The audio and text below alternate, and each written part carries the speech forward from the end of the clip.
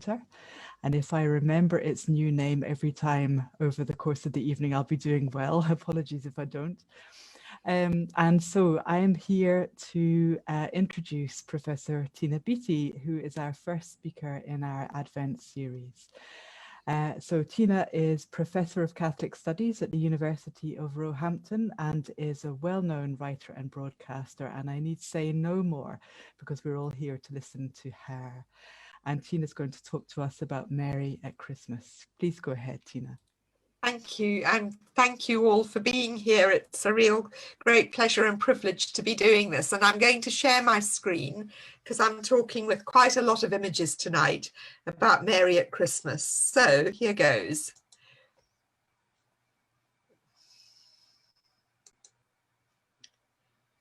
Can you all see that?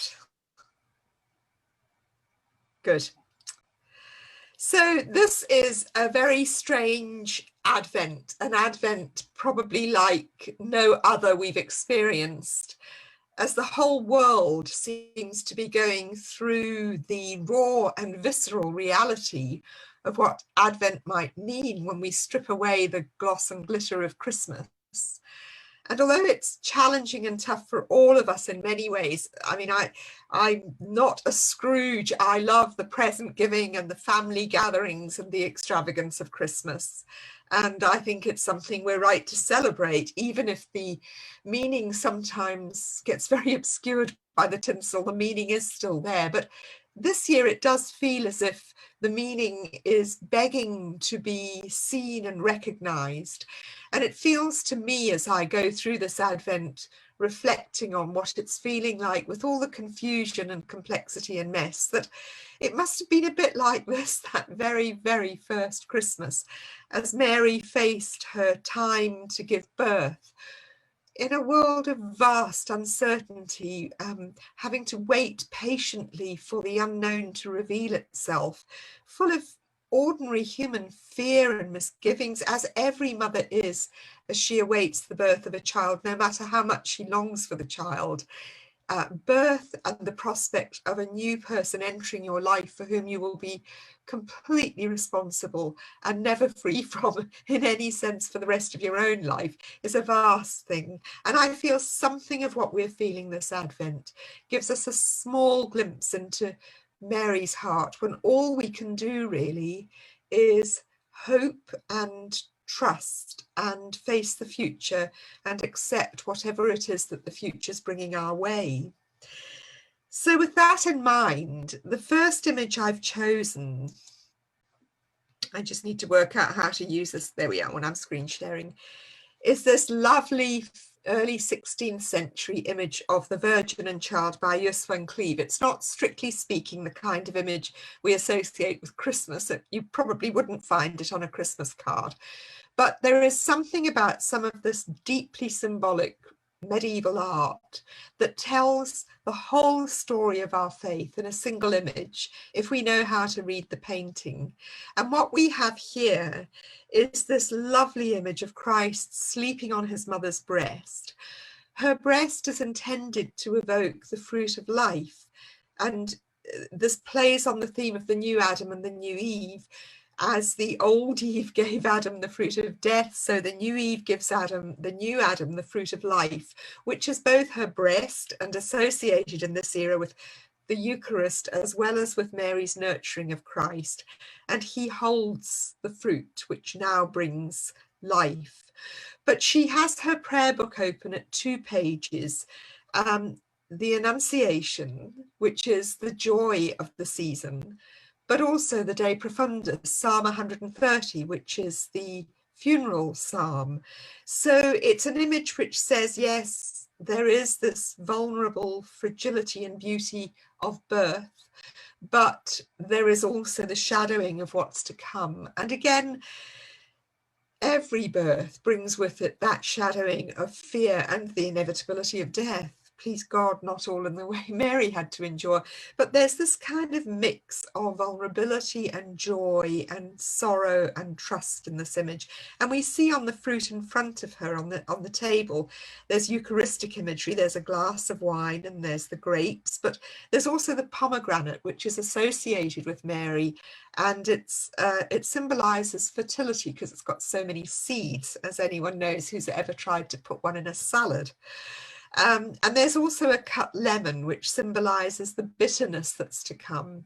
So I choose this because I think it's very much an image for our time. And if I'm really honest, I regret that our church leaders, I know it's really a difficult time for all those in positions of leadership and priesthood in the church, but I feel they could be making so much more of the story of Christmas and its meanings and the way it speaks to where we're at today, and maybe a little bit less of how cross they are that the churches were closed. So that's my personal opinion. People disagree, but also this image, I'm sure we all know stories at the moment of young women who have given birth in far from ideal circumstances. They can't have their partners or husbands with them. Sometimes they're choosing to give birth at home because they don't want to be exposed to COVID if they go into hospital. So this really is a time when I think we could be speaking to young mothers about, you know, Mary did this too. It was like this for her. It wasn't a hunky-dory birth in a private hospital ward where everything was laid on. We'll talk about that a bit more later. So that's my first image and suggestions for this season. When we look at the theme of Annunciations, I'm going through this story in different themes: Annunciations and what that means, and the visitation and what friendship meant for Mary, and the nativity and the role of Joseph in all this. So those are the themes. Annunciations, I've just put up some images of the Annunciation from around the world, because wherever the Christian story goes, and it's been pretty much everywhere now, this story seems to seed Christ in the soil of the culture it goes to. And I'm paraphrasing Pope Francis here, but this idea that's very rich in Pope Francis's theology, that the incarnation is enculturated, it's historical, it's contextual. Wherever the gospel message goes, we must expect to see Jesus Christ incarnated within that culture, with all the diverse ways in which that will mean. So I've just chosen this to remind us that when we talk about the Annunciation and what it means, we always have a set of images and imaginings. Now, I was going to show a few here which I don't find very helpful, and then I thought, well, we probably all have the ones we don't particularly like. The ones I don't like are when a very macho angel seems to be giving instructions to Mary, who's cowering in a corner looking like a terrified young girl. I just don't think that is faithful to what the Gospels tell us about this event. So let's look at a few images which I want to suggest are, in my view, helpful. You may have others. Piero della Francesca's Annunciation from the mid-15th century. If we look at Mary's face here, there is the most exquisite depiction of her dignity and her realization that something enormous is being asked of her. And her yes will mean that life will never be the same again for her. Now, I don't know if some of you have seen a little flurry on social media. Some members of the Church of England have put out a sweet little nativity play that they're saying when children can't gather so easily for their nativity plays, maybe they'd like to watch this video and do something along similar lines. And some of us were quite concerned that when the angel appears to Mary and says, God says you're going to have a child, she says, can I think about it? And the angel says no. Now, that is not in keeping with the gospel message. It's not in keeping with the way the early and medieval theologians thought about this. There's a lovely line from St. Augustine saying, Mary, I mean, I'm paraphrasing again, but Mary, why are you keeping the angel waiting? All of creation is hanging on your yes. Don't keep the angel waiting, hurry up. And I sometimes think this idea of Mary as a very young woman when she conceived is maybe not the way it was. What was this encounter with an angel? What form did it take? What thought did it seed in her mind, and how long did it take for that to become an ascent to the actual motherhood of God, to conceiving and bearing Christ? As St. Augustine said, she conceived first in her mind and then in her womb. I think when the church in its teachings romanticizes motherhood, it doesn't pay enough attention to that the maternal life, to be humanized, is a vocation. It's a dedication and a commitment to be a mother to what has been conceived. And as we well know, many women, for good reasons and maybe sometimes not such good reasons, don't feel that ability to accept the maternal role that comes with the conception of a child. So I like to think that Mary took a long time to think, and God respected Mary's freedom in this. I'm going to come to something about her being the new Eden in a minute, but one of the loveliest early titles for Mary was the Rational Paradise. She was a person who had freedom and rational choice before God, and the angel did not say you are pregnant or no, you can't think about it. She was invited to participate, and her yes was creation's yes to healing of that primal wound of alienation and blame, whatever we call it. So this image, full of poignant dignity and reflection and acceptance, which for me is very real. The next image I look at is actually disturbing. It is a rather macho angel who appears almost to be striking Mary. Look at the way she flinches away, and she's this ripe-cheeked, she's almost got a kind of peasant face. Now, the reason I love this is because it's a side piece from Grunewald's Isenheim altarpiece from 1512. And as some of you will know, this, well, to me, this is the towering achievement of Catholic art on the brink of the Reformation. It weaves together Gothic and Renaissance styles, and it was painted not for a cathedral or a bishop's palace, but for a hospice run by the St. Anthony monks, where poor people went to die. And to me, everything in that, the crucifixion in that, is one of the best known crucifixions in Western art. But the Annunciation to me here also speaks of that terrible sense that the angel that visits is not always the angel of life and new birth. Sometimes it's the angel of death and suffering. And this altarpiece, standing in a dark chapel where the poor went to die, I think would have spoken very deeply to what they were feeling, the trauma, the fear, the sense of God erupting into one's life, and nothing can go back to the way it was. So that's one reason why this particular, even although it's a rather violent Annunciation image, I find it very powerful. But here's the one which I love most of the ones we're looking at, for Angelica, because again, we have a very whole theology in this image. We have the angel and Mary meeting, not groveling to one another, meeting one another's eyes. I have a friend, Mary Anstey, who's well known to the Jesuits, who says that this is the moment when humanism was born, when Mary and the angel make eye contact. And we see here, coming into this relationship, the Holy Spirit streaming down from God. But we also see here an image of Eden, and it looks like quite a reconciling image.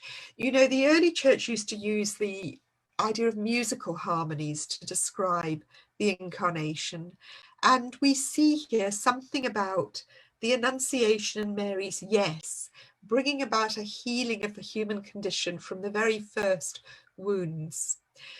But the other reason, just very briefly, why I really like this painting is because along the bottom there we have scenes from the life of Mary, which in the Middle Ages were from the Golden Legend, which was a vast collection, kind of the Hello magazine of hagiography. Everyone had to have an auntie, an uncle, a great-grandma, a mother, a set of cousins, because they wanted to pack the story of Christ with real people. If God became human for us, then he has to have a human story. Jesus has to be here like us in the middle of the kind of communities that we have. So the Golden Legend was this vast story of all the saints, but it derives from a 2nd century text, a very, very early text called the Proto-Evangelium of James. And that tells of the story of Mary's life from her conception, and today is the Feast of the Immaculate Conception, which is why I'm talking about this, up until the Massacre of the Innocents. And if we look down at the bottom of that Fra Angelica Annunciation, we see in those miniatures the birth of the Virgin down here. This is an image that's often confused with a nativity. I'll show you another version of it in a minute. But this is when Mary's mother, St. Anne, gives birth to Mary. Now, the story of Anna and sorry, I'll just show you one more before I move on. We also have in these little images at the bottom, the death or falling asleep of the Virgin. And why I love these images is that Christ comes and takes Mary's infant soul in his arms to take her to be with him in heaven. And so we get a kind of almost a gendered reverse of the nativity and scenes of Mary with Christ in her arms, when Christ is the motherly one who comes and gathers up his mother's soul in his arms. But the conception of Mary, now we are more accustomed to Mary as the Immaculate Conception in an image that's derived from the statue at Lourdes. And people try to explain the miracle at Lourdes by saying, well, when we look at what Bernadette saw, we can see it bears quite a resemblance to a lot of kind of Spanish copies of Spanish art of the Immaculate Conception that were in churches and things at the time. So she probably just thought she saw something and conjured up an image from something she'd seen in church. That's kind of secularized, rationalized explanation. The problem with that is Bernadette didn't like that statue. She said what she saw didn't look like that. She's too big and too old. So there we go. But before the 17th century Virgin came on the scene after the Reformation, when the Catholic Church was trying to clean up its act, this was the much more common way of representing the conception of Mary. And again, it's a story that comes from the Proto-Evangelium.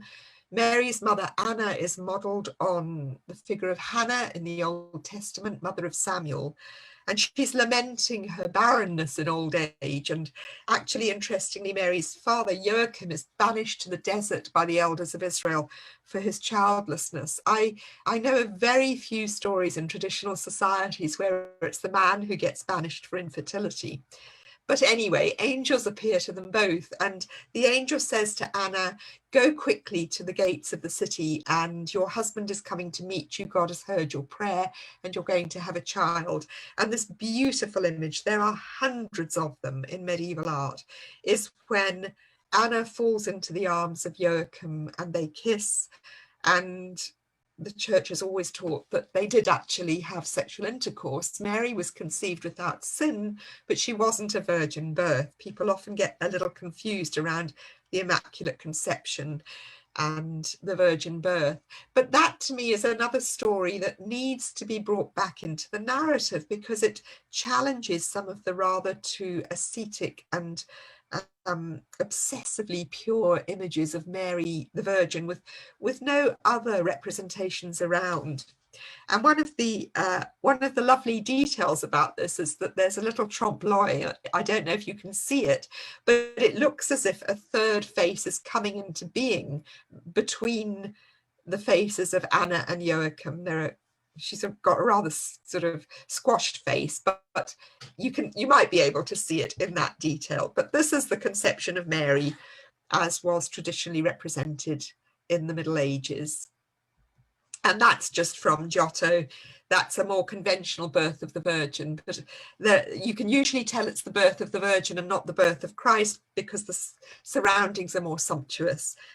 St. Anne is a kind of bourgeois wife of a medieval burgher in most of these images. So that's sort of reflections on the Annunciation and the backstory, if you like. And I love this image by Henry Ossawa-Tanner, an American artist in the late 19th century, because the angel here is, make of this angel what you will. And I think part of our own Advent reflections are to say, do I recognize angelic encounters? What form do they take for me? And of course, when a woman falls pregnant, she usually doesn't know about it until some time afterwards. Mary says to the Virgin, how can this be? Because I'm still a virgin, because I'm a virgin. Now, she's betrothed to be married to Joseph. It should be the most natural thing in the world for her to be told she'll have a child, because it would be pretty normal that she would have a child as soon as they got married, but something else is going on here. But at what point in her life does Mary think, that's what that meant? Maybe it's not immediately a guy with feathered wings drifting in through the window and immediately telling Mary what's being asked of her. And I'm going to give a little reading a bit later that sort of plays on that.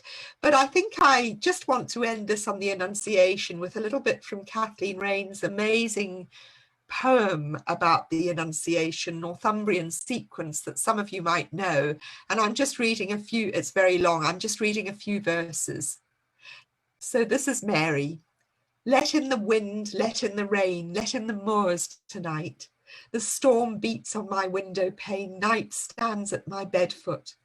Let in the fear, let in the pain, let in the trees that toss and groan, let in the north tonight. Pitiful my heart must hold the lonely stars at rest. Have pity on the raven's cry, the torrent and the eagle's wing, the icy water of the tarn, and on the biting blast. Let in the wound, let in the pain, let in your child tonight.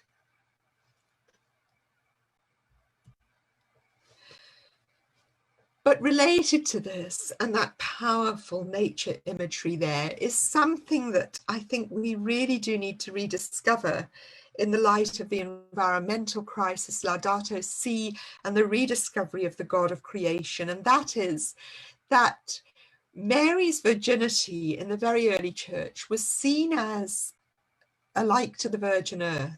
It wasn't about sexual morality and abstinence so much as about God breaking into creation to renew it from within.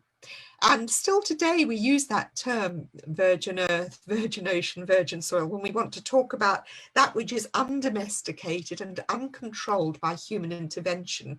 From this perspective, Mary's virginity is a kind of primordial wildness. It's not at all domesticated modesty in the way that it's sometimes represented.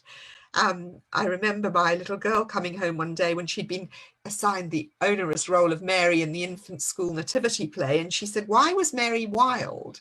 And I said, but Mary wasn't wild. She said, yes, she was wild. I know she was wild, obviously getting into the part. And I said, well, why do you think she was wild? And she said, well, we sing that song, Mary was that mother wild. And I think that's what made me start to think maybe she was a wild child. So this is just part of St. Anselm's prayer to Mary, which gives us a sense of, in an utterly orthodox theologian, that sense of the cosmic significance of the incarnation and Mary's role in it. Lady, full and overflowing with grace, all creation receives new life from your abundance. Virgin, blessed above all creatures, through your blessing all creation is blessed. Not only creation from its creator, but the creator himself has been blessed by creation.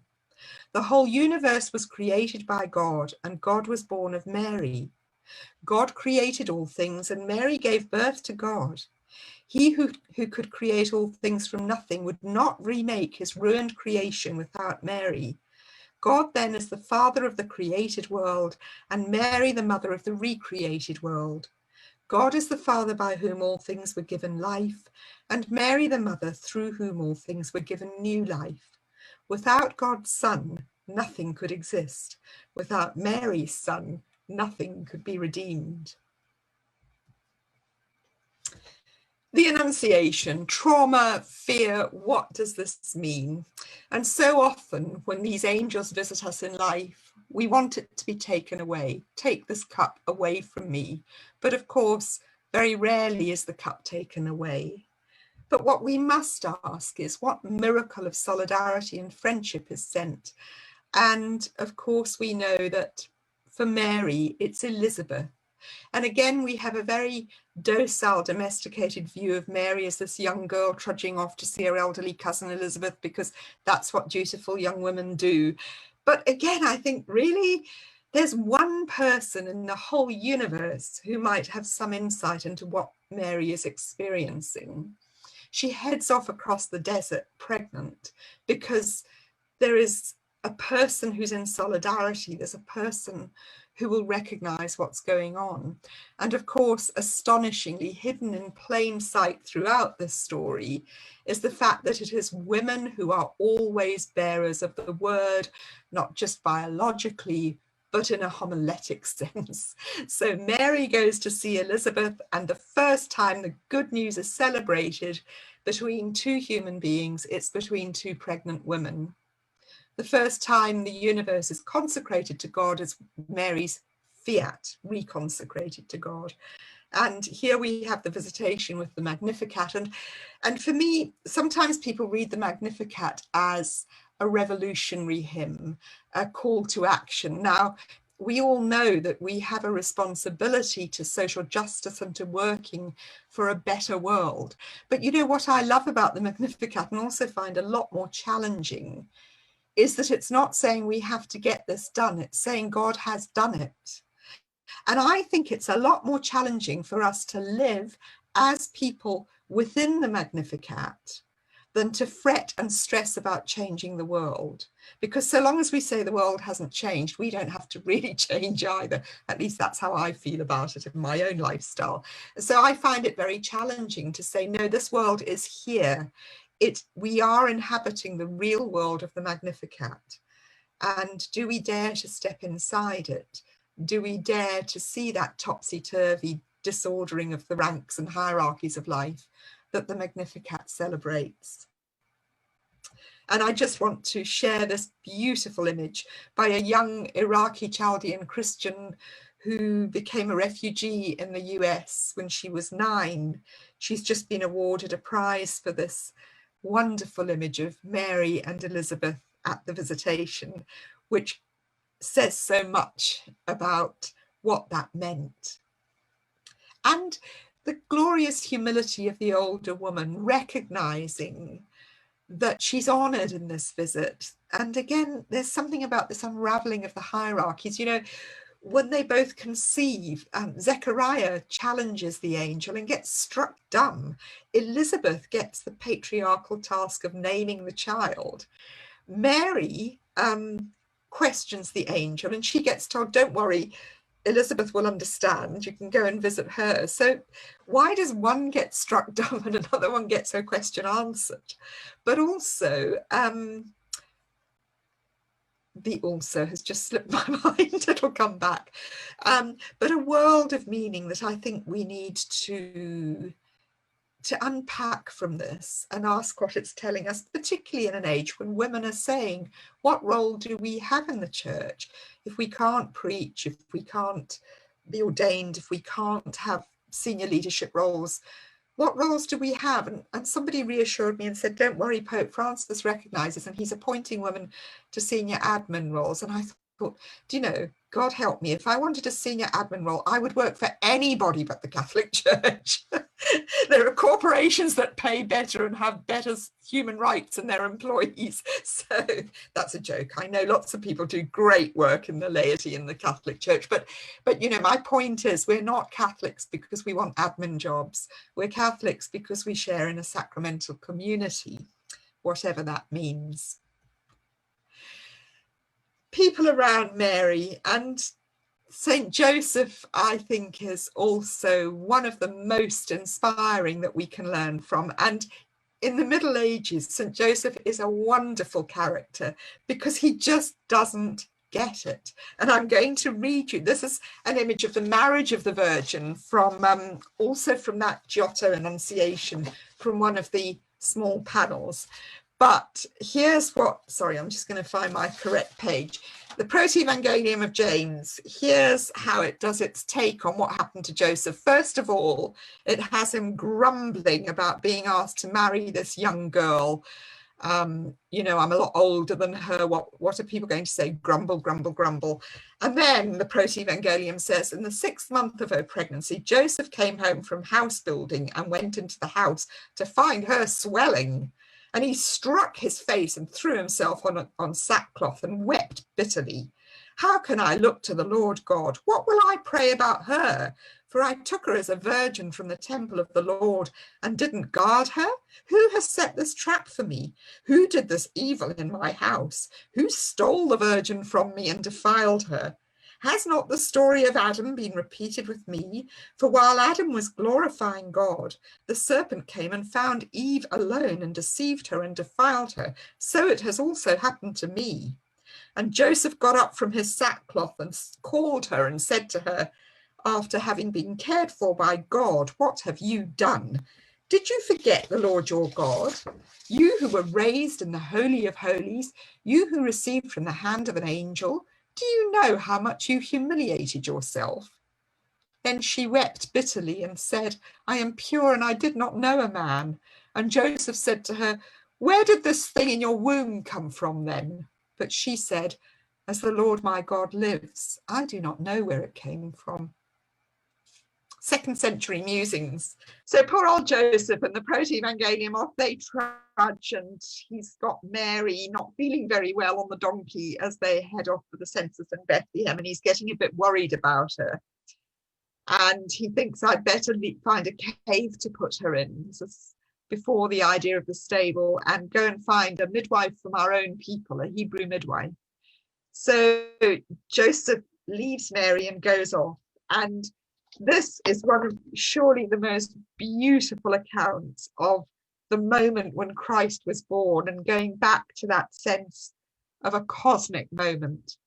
This is also from the Proto-Evangelium.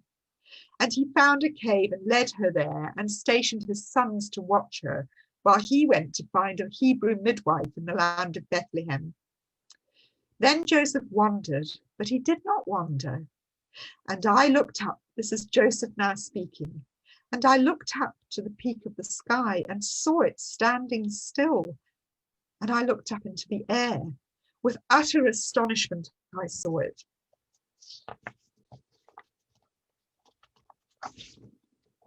Even the birds of the sky were not moving. And I looked at the ground and saw a bowl lying there and workers reclining. And their hands were in the bowl and chewing. They were not chewing. And picking food up. They were not picking it up. And putting food in their mouths. They were not putting it in their mouths. Rather, all their faces were looking up. And I saw sheep being driven, but the sheep were standing still. And the shepherd lifted up his hand to strike them, but his hand remained above them. And I saw the rushing current of the river. And I saw goats and their mouths resting in the water, but they were not drinking. And suddenly everything was replaced by the ordinary course of events. So that astonishing image of the whole universe standing absolutely still for a moment as Christ was born. And this is an Orthodox icon that actually tells the story of the Proto-Evangelium. You can see Mary in the cave there.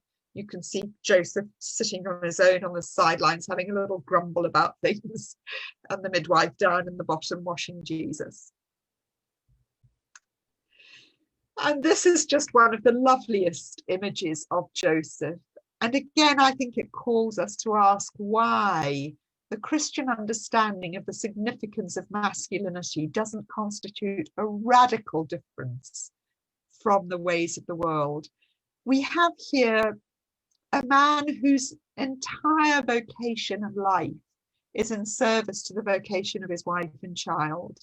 And Mary is reading scripture. Of course, it's a deeply symbolic reading. She's reading Isaiah and the prophecy. But I like to say she's just sitting in bed reading a book while Joseph has the kid. And there's so much around Joseph that I think we need to think about today.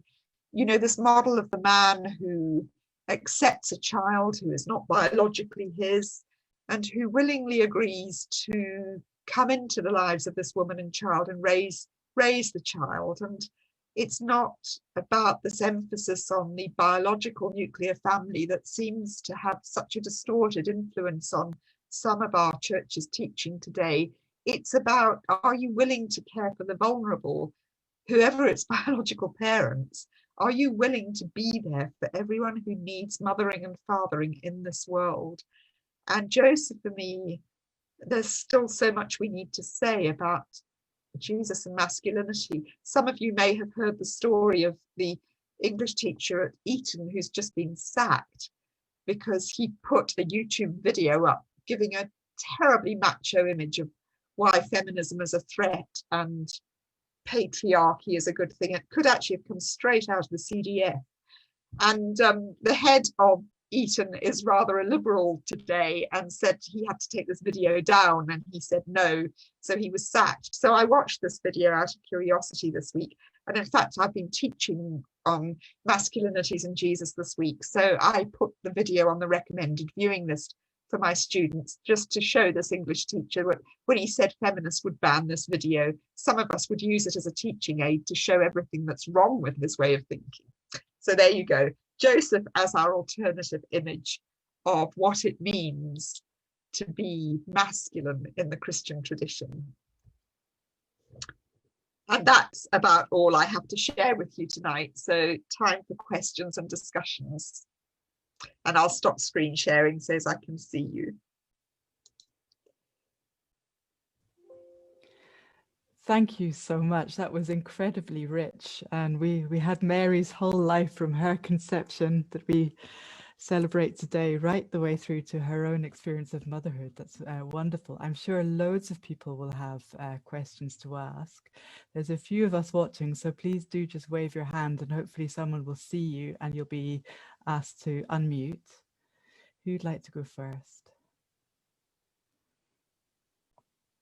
I see Sally Fraser with her hand up.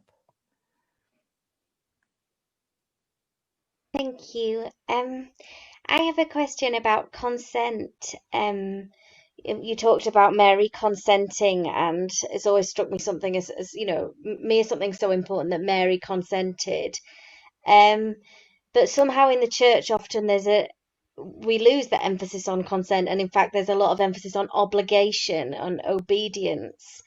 And I know at the moment those challenges around obligation, you know, they're particularly, you know, they seem to be particularly they're being challenged. But I wonder, is there a way we can bring more of an emphasis on Mary's consent into the way we operate? Because am I right in saying that, you know, because the obligation thing seems very opposite to that? Yeah, I think that's a really interesting question, and I do think it's become quite an urgent question going forward. And of course, with consent come obligations. When we say yes to take on a responsibility, it brings with it. But unless we're freely choosing our obligations in good conscience, then they are impositions, aren't they? And they are the very opposite of the moral freedom that makes something an act of integrity and ethical substance. And I think really until women are recognized as fully in dialogue on these issues, the church is going to remain the official teaching. We are all the church, but the teaching is going to remain very problematic. And, you know, obviously it raises huge questions about informed consent when women are often still subject to various forms of sexual coercion and violence where, you know, they are not consenting at all. And what do we do in those situations? So yes, I think that question of consent is really important. And I would just say that, you know, one of the reasons why I do cling on there sometimes by my fingertips is that the thing is, in the Catholic tradition, we have all these resources, even if it's muffled. the Catholic Church has always said Mary is important here because she cooperates and she has freedom. And, you know, when I did my PhD, I looked at Mary and Eve and various ways in which they're interpreted in the very early church. And I came to the conclusion that for some of the church fathers, Eve was almost the what if. What if Mary had said no, but actually from the beginning of time, Mary's yes was part of the story. It's, I mean, that raises questions. Well, how much freedom did she have? I mean, you know, huge questions that we can't go there. I think we all know existentially that we face decisions, we make free choices, and then we find ourselves in situations that we didn't recognize were part of the deal at the time. But there we go. So I think we need to take those aspects of what the church gives us and do almost what I'm doing tonight, go back in time to say, as we go forward, can we find resources within the tradition to renew and transform who we are today? Because today we really do have the most impoverished form of Catholicism. I think our medieval forebears would find us the most tedious bunch of woebegone Catholics, really, particularly in England. You're not in England, so I can say that. Another good quotable moment from Tina.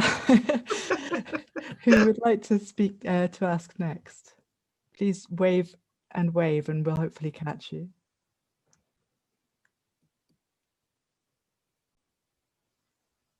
I was just going to say on that, by the way, that, you know, if you read the great Protestant theologian Karl Barth on Mary, you do get the opposite, that she is just this vessel that God impregnates, and that's it. And I do think, you know, I had a Presbyterian upbringing. My parents were from Glasgow and Barrhead, well, Paisley and Barrhead. So I have deep Scottish roots, and I was a Presbyterian. And yeah, I think that denigration of Mary is very telling, and the kind of suggestion that you've got to be careful that you don't make Mary higher than her son. But that seems to me a very impoverished understanding of what a good, loving mother-son or any relationship is. It's not a competition for who's on top. It's a mutually loving, shared vision of what we can do if we support each other and stand together.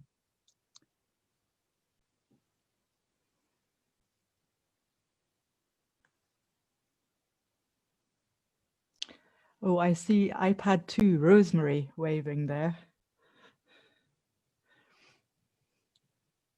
You'll have to tell us who you really are. Well, it's Andrew, not Rosemary. I'm allowed to attend and use this iPad. Your remarks about Mary were fascinating, of course, but as a man, what struck me most at the end was your comments about Joseph, which, you know, was just the last 20 seconds or so. I'm not asking you to elaborate per se, but any suggestions of useful things to read about Joseph, either medieval or modern? Because you say he's a character who is hardly ever thought about. He's not merely regarded as a role model for fathers. We do marriage preparation courses. You know, we try to emphasize to people being fathers being a good father, but I can't ever remember thinking, oh yes, I must include Joseph into what I'm saying. So your remarks at the end about Joseph I thought were most interesting. Any suggestions about where to look for more interesting material on his meaning? To be honest, not really, because I think a lot of what's written about Joseph is rather conservative piety. Pope Francis's whole papacy, in a way, has well, there's St. Francis, but there's also St. Joseph as a key figure for Pope Francis. But, you know, it's limited in what he says in terms of the way I'm talking about it, in terms of a model for masculinity and manhood and fatherhood in the Catholic Church. You know, I think there's a lot that we still have to unpack.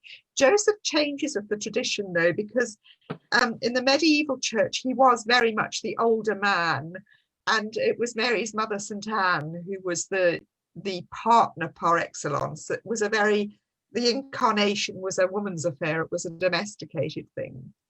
And then as the modern family began to emerge, lo and behold, Joseph went from being the old man shut outside to being a rather virile young stud who just obviously had great self-control and lots of cold showers. But that's not the image that the medieval church had. The medieval church thought that, you know, he was this, as I say, rather grumpy old man who didn't quite get it. But I think so Joseph, like Mary, gets reinvented to support whatever cultural version of the story happens to be. But I think it's ripe again because we're living in an era when these questions are so important. And let's face it, you know, loving fathers whose children aren't their own. Well, until the advent of DNA tests, how many families were there? I discovered very late in life that my maternal grandfather brought up my mother and her two younger siblings, who were all three of them the children of my grandmother's lover.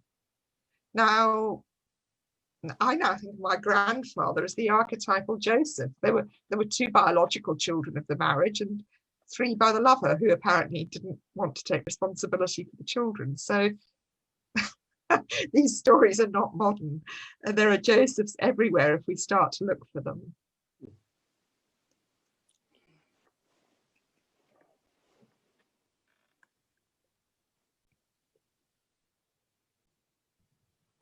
I see Alexis Stones. Ah, Alexis. I think you've remuted yourself, unfortunately, Alexis. Sorry, Tina was my teacher at Roehampton. Thank you, Tina, for so much, everything.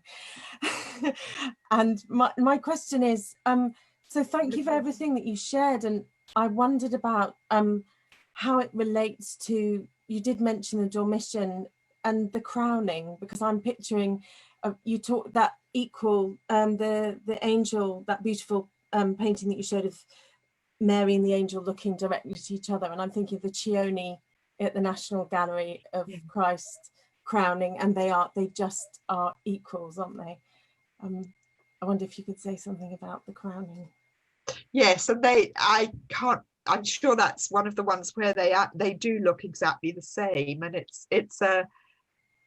again, it's the idea that they are one flesh, and that's why there's all this interweaving of maternal and nuptial language. I mean, you know, one doesn't need to get Freudian about it. It's just there as a way of saying the mystery is that Christ's humanity comes from Mary's body in its entirety. And the crowning is this sense of her being welcomed into heaven, body and soul, at the end of her life, and honoured for what she's done. She's often barefoot in those coronation pictures, and so is Jesus.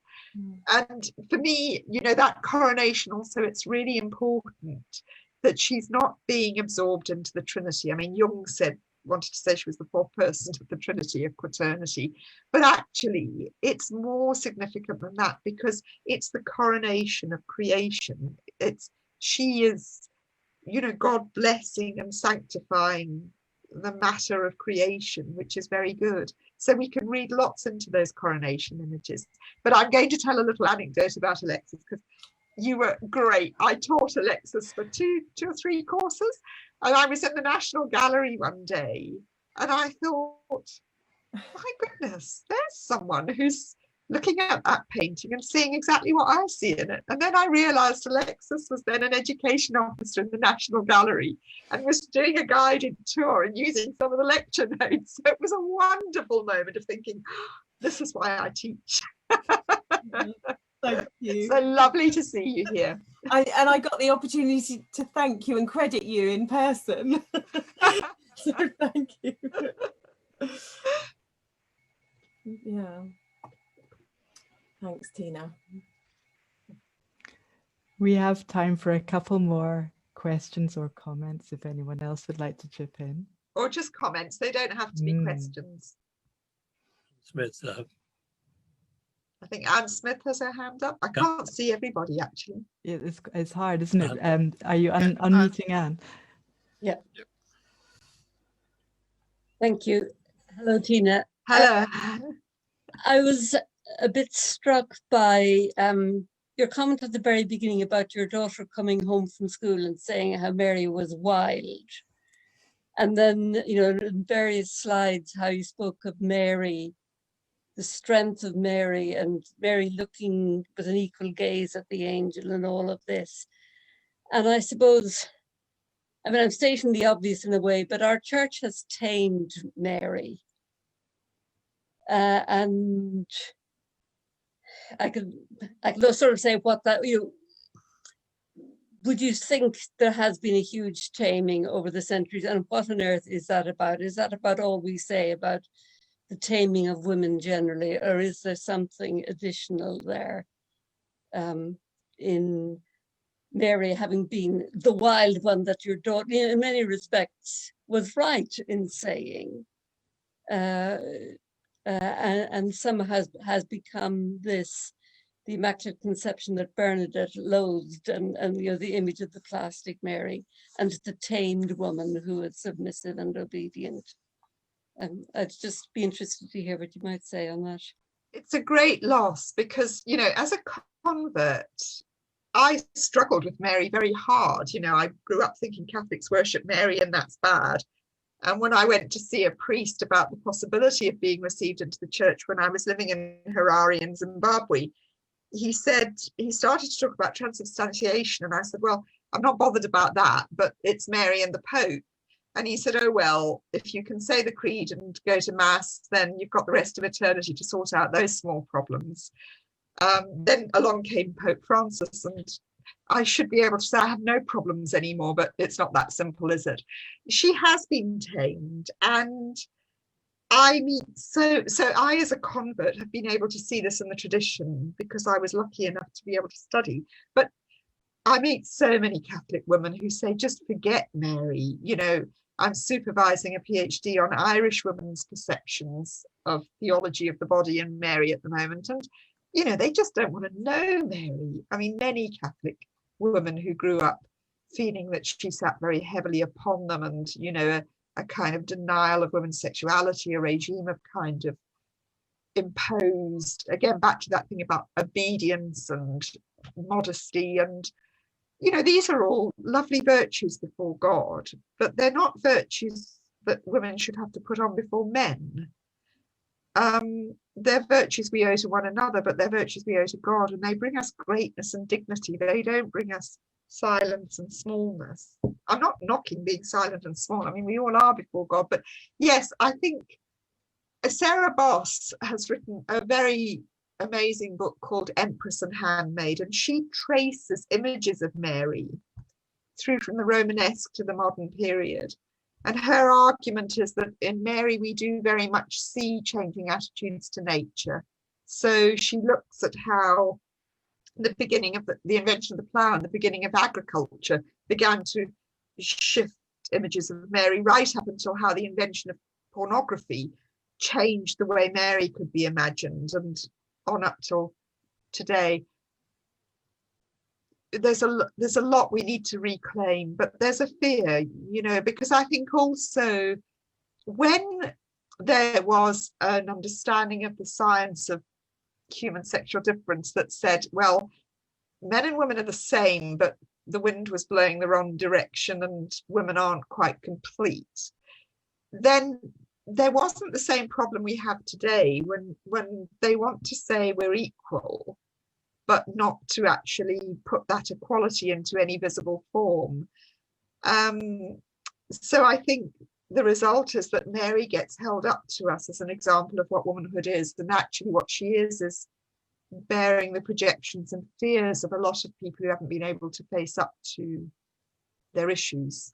And I don't know how we rescue her from that, but I really don't believe the answer is to drop her and say I can't be bothered, because anything that we don't seek to redeem from within, we leave to those who will abuse it. Which is why I spend so much time trying to say there's more to Mary than they're giving us. And for me as a convert, I mean, I had 4 very little children when I became a Catholic, and I used to drop them at school and kneel in front of the dusty old Pieta in my local Catholic church. By the way, my Scottish grandparents could never be told what I'd done, that that I'd become a papist, so they didn't know. But I used to kneel in front of her, and for the first time in my life, I had a form of Christianity that could offer me symbols and meanings that were about some of what my life was about. Well, thank you so much. I think that's a wonderful moment to finish on, where we will all reclaim Mary and that sense of Mary's humanity and our understanding of what some of her experience might have been like as fellow humans.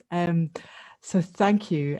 Thank you for the beautiful art and the music and particularly your wonderful ideas that you shared with us, Tina. Thank you very much. Well, thank you so much, everybody, for being here. I really appreciate your presence and your attentiveness. I'm just sorry I can't go to the pub with you all now. Next time. Next time. I do actually have a little supply here just in case. Cheers. Oh, well deserved now. Thank you very much. And thanks to everyone for coming. And please join us again next week, the same time, when we have the amazing Scottish singer Barbara Dixon talking to us about Christmas from her perspective, which will be fascinating. So thank you, everybody. See you next week.